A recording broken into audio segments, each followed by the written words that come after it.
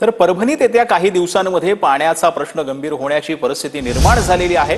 परभणी जिल्ह्यातील एकमेव प्रकल्प असलेल्या येलदरी जलाशयामध्ये केवळ 57% पाणीसाठा उपलब्ध आहे। अनेक विहिरी आटल्या असून नद्यांची पाणी पातळीही खालावल्याचं पाहायला मिळतं। अर्धा उलटलेला आहे आणि परभणीकरांना आता पिण्याचा पाण्याचा प्रश्न भेडसावत आहे अशी स्थिती आहे। कारण नदी पात्रामध्ये पाणी आता हळूहळू कमी होत चालल्याचा स्थिती आहे।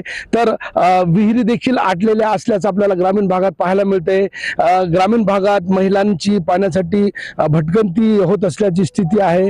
समाधानाची बाब एवढीच आहे की परभणी जिल्ह्यातील प्रमुख जलाशय असलेल्या येलदरी जलाशयात 57% इतका जीवन पाणीसाठा शिल्लक आहे आणि त्यामुळे काही स्थिती समाधानाची आहे। आणि याच येलदरी जलाशयातून खरं तर परभणी, हिंगोली आणि नांदेड जिल्ह्याची तहान भागविली जाते। प्रशासनाकडून अद्यापर्यंत टँकरची सुविधा सुरू करण्यात आली नाही आणि तशी परभणीकरांना सध्या गरजही भासली नाही। मात्र प्रशासनाकडून पाणी जपून वापरण्याचं आवाहन नागरिकांना करण्यात येतोय। कॅमेरा पर्सन सय्यद खिजरसह नजीर खान, TV9 मराठी, परभणी।